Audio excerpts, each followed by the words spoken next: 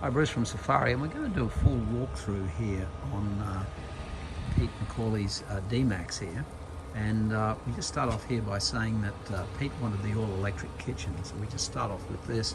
When we've mounted all these are all mounted to the pantry drawer, so even off-road, you know, maybe that top plastic will come off, but the bottom doesn't.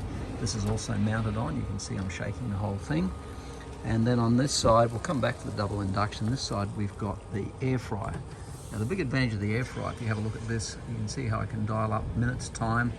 I call it a guy's thing because this is just so easy to do, and you know, you can just dial up. There's pizza warm, roast, chicken, whatever you want to do. And you see over here we've got the air fryer, the wings, fries, wings, snacks.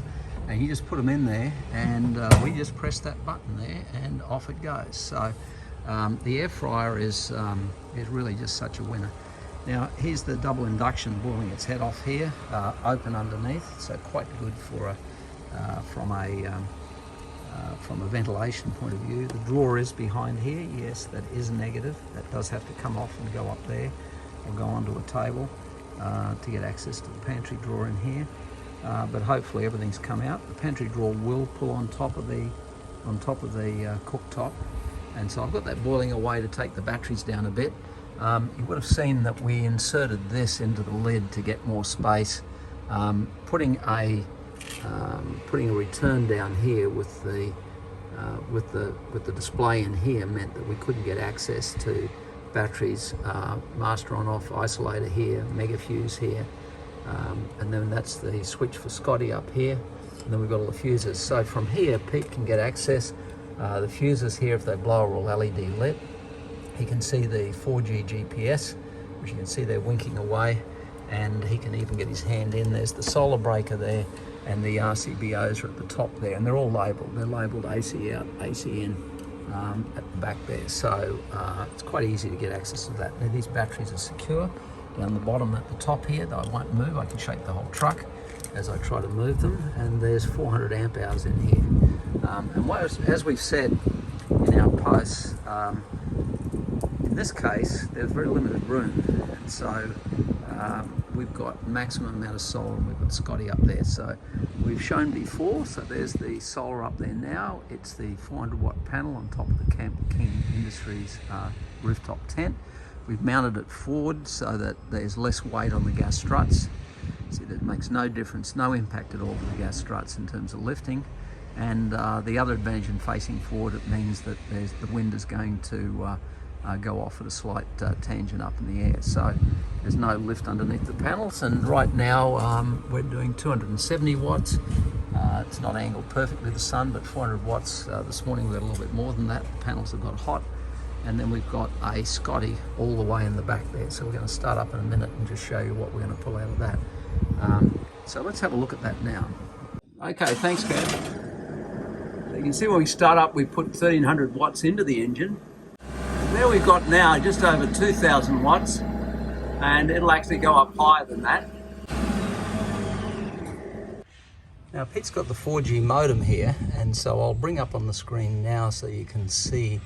He can see the condition of his vehicle from anywhere, and he can geofence it so that if this is moved at all, then it will alarm and he can see where the vehicle is. So this has got both the GPS and the 4G modem, and we've got the antenna tucked in up here. You can just see it up there, and it's coming down through the gland at the back there.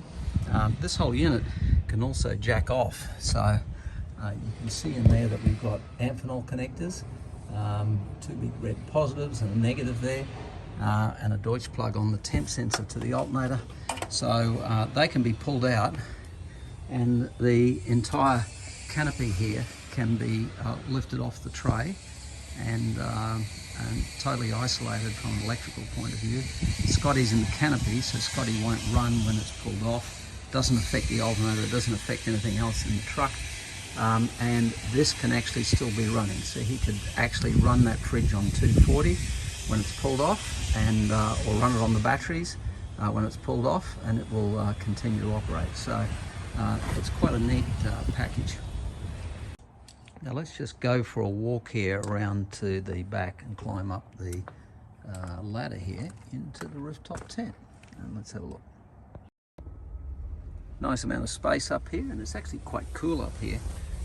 What we've tucked in here is just a little control box on the side, and that's for USBs, and you can see it's lit, it's powered, and then we've just got a simple switch here, and that's turning on that light up in the rooftop tent.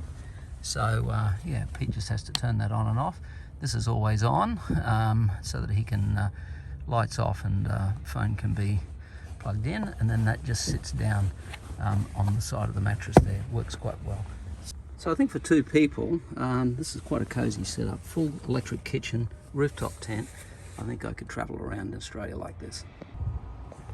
Now we've got one last thing in here. It's not plumbed in yet, but here's the 10-litre Stiebel hot water system. Pete's adding the plumbing in here, down into the tank, and he's got drawers on this side for general storage. I mean, if you look at this, there's a lot of room here.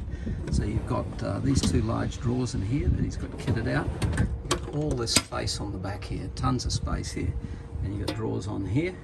The water is in the headboard on this particular unit, down in there, and that's the overall walkthrough on Mr. Bionic's Dmax, and Pete will thoroughly enjoy that, and I have to say, I think, how good's that?